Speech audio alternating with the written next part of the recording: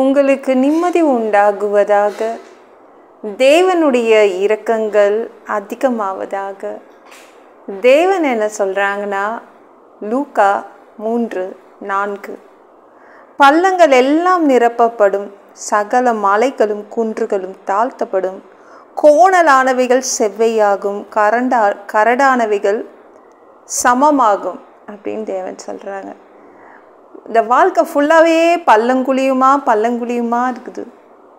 எல்லாமே இந்த வறுமை என்ற பள்ளம், வியாதி என்ற பள்ளம், எக்கச்சக்க பள்ளம், பிரச்சனை என்ற பள்ளங்கள் இருக்குது. தேவன் என்ன சொல்கிறாங்கன்னா, அந்த இடத்துல நான் நிரப்புவேன் அப்படின்றாங்க. நம்ம பள்ளம் இருந்துச்சுன்னா என்னங்க பண்ணுவோம்? மண் எடுத்து போடுவோம், மண்ணை வாங்கி அதுக்குள்ளே போடுவோம் இல்லை? தேவன் உங்கள் பள்ளங்களை, அதாவது வறுமையால் வந்த பள்ளங்கள் இருக்குல்ல, கடனால் வந்த பள்ளங்கள் இருக்குல்ல, அதை பணத்தை கொண்டு நிரப்புவார். அப்படி தானே நிரப்பணும். அந்த பள்ளம் வறட்சியால் வந்த பள்ளம், இந்த பள்ளம் கடனால் வந்த பள்ளம். அப்போனா அவர் பணத்துக்கு வச்சு தான் நிரப்ப முடியும் இல்லை?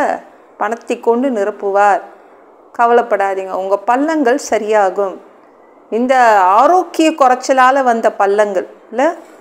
அப்போனா என்ன பண்ணணும்? தேவன் ஆரோக்கியத்தை கொண்டு நிரப்பணும். தேவன் நிரப்புவார், அந்த மாதிரி பள்ளங்களையும் நிரப்புவார். சரிங்களாங்க? பள்ளங்கள் எல்லாமே நிரப்பப்படும். அதுதான் தேவன் உங்ககிட்ட சொல்கிறாங்க. என்ன மாதிரி பள்ளங்களாக இருந்தாலும் தேவன் கரெக்டானதை கொண்டு நிரப்பிடுவார். உங்கள் வாழ்க்கையில் பள்ளங்கள் இருக்காது. சரிங்களாங்க? எதால் அந்த பள்ளம் உருவாக்கப்பட்டதோ அது கம்ப்ளீட்டாக அடைச்சிடுறாரு. சரிங்களாங்க? கரெக்டாக அடைக்கப்படுது. உங்களுக்கு எதிராக நிற்கின்ற மலைகளும் குன்றுகளும் தாழ்த்தப்படும். இந்த மலை எனக்கு எதிராக இருக்குது, நானும் அதை கடந்துடலான்னு நினைக்கிறேன், முடியலன்றீங்களா? நீங்கள் ஏறுற மாதிரி தாழ்த்தி வச்சிடுறாரு. மலையை உங்களுக்கு ஏற்ற மாதிரி இறக்கி கொடுத்துட்றாரு. சரிங்களாங்க? அவரால் பண்ண முடியும். இந்த உயரத்துக்கு நான் எப்படி ஏறுறது? அது மேலெலாம் அந்த மாதிரிலாம் நான் போக முடியாது, இது கடினம்ன்றீங்களா? அதனால் மலைகளையும் தாழ்த்தி வச்சிடுறாரு, குன்றுகளையும் தாழ்த்தி வச்சிடுறாரு. என் பிள்ளை இருக்கிற உயரத்துக்கு அந்த அளவு வச்சிடுறான் மலையை அப்படின்னு வச்சிடுறாரு. சரிங்களா? அப்போ ஏற முடியும்ல, ஏறுவீங்க. நம்ம தாவீது இருக்காங்கல்ல, அவங்க என்ன பண்ணாங்க? ராஜா ஒரு போரை நடத்து அப்படின்னு சொன்னாரா?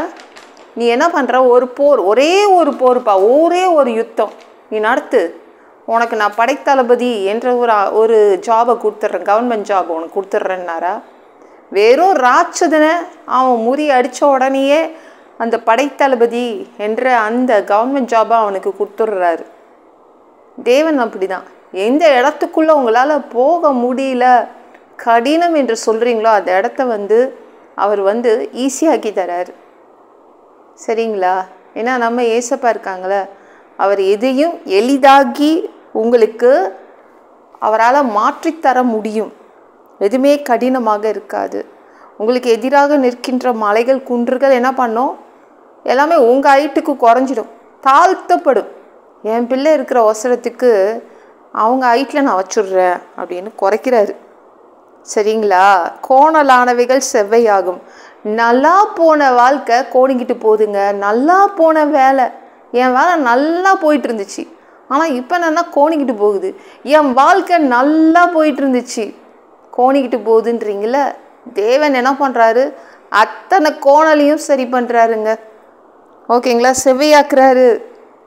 ஓகேங்களா? என் கல்யாண வாழ்க்கை, நானும் என் கணவரும் நானும் என் மனைவியும் சந்தோஷமாக இருந்தோம், யாருடைய கண்டுபிடிச்சோ தெரில, கோணிக்கிட்டு போச்சுங்க அப்படின்னு.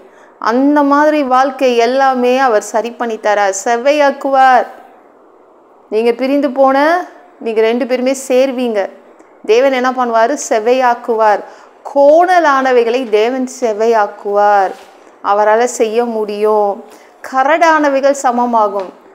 ஐயோ, இது என்னை காயப்படுத்துதுங்க, இது என்னை நசுக்குது, என்னை வேதனைப்படுத்துது. இவங்க கிட்டலாம் போக முடியாதுங்க, ரத்தம் வருதுங்க, அப்படியே இதயத்துலேருந்து ரத்தம் வருது. அவங்க பேசினாலே போச்சுங்க, அப்படியே குத்துது, இதயம் குத்துது. வலிக்குது, கரடு முரடாக இருக்குது. எதுவுமே கரடு முரடாக இருக்காது. தேவன் எல்லாத்தையுமே என்ன பண்ணுறாருன்னா சமமாக்கி தரார். எல்லாமே ஒரே மாதிரி தான் இருக்கும். சரிங்களா? எல்லாமே சரி சமமாய் மாற்றி தரார். எதுவுமே உங்களை வேதனைப்படுத்தாது, எதுவுமே உங்களை நசுக்காது, அமுக்காது, அழுத்தாது. சரிங்களா? எல்லாத்தையுமே சரி பண்ணுற, சமமாக்கி தரார். ஓகேங்களா? வாழ்க்கை உங்களுக்கு ஸ்மூத்தாக போகும்.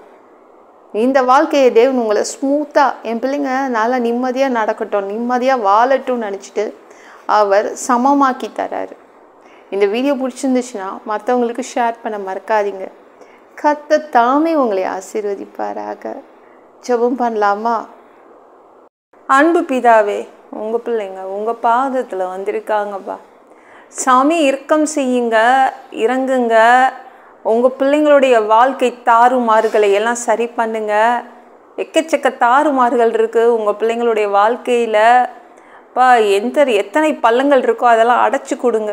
எத்தனை மேடுகள் இருக்கோ அதையெல்லாம் நீங்கள் குறைச்சி கொடுங்கப்பா. உங்கள் பிள்ளைங்க ஏறுற அளவுக்கு அந்த மலையை, அதோடைய உயரத்தை குறைங்கப்பா. சாமி, எல்லா கரடு முரடானதை எல்லாமே சமமாக்கி கொடுங்க. கோணலாய் போகிறது எல்லாத்தையுமே நீங்கள் தயவு செய்து செவ்வையாக்கி கொடுங்க. உங்கள் பிள்ளைங்க நிம்மதியாக வாழ்வாங்க.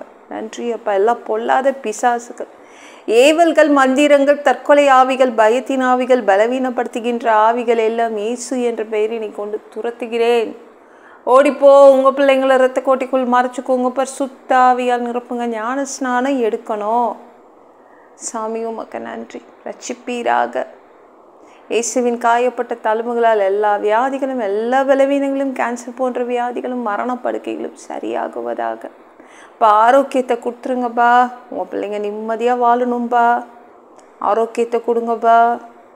நன்றி ராஜா. சாமி, மனிதனா பிறந்தா ஜீவ புஸ்தகத்தில் பேர் இருக்கணும். இல்லைனா அங்கே பேர் கிறுக்கப்பட்டு இருந்தால் எங்களை நீங்கள் நரகத்தில் பிடிச்சி தள்ளிடுவீங்க. அப்போ தீ எரிகிற இடத்துல எப்படிப்பா வாழ்கிறது? நாங்கள் அங்கே போக மாட்டோம். எங்களை அடித்து திருத்தி உதச்சி எங்களை பரலோகத்துக்கு அனுப்புங்கப்பா. உங்கள் திரு ரத்தத்தை கொண்டு கழுவப்படாத பாவங்களெல்லாம் நல்லா கழுவி எங்களை பரலோகத்துக்கு அனுப்புங்கப்பா. அதுக்கு தான்ப்பா நாங்கள் உங்களை வணங்குறோம்.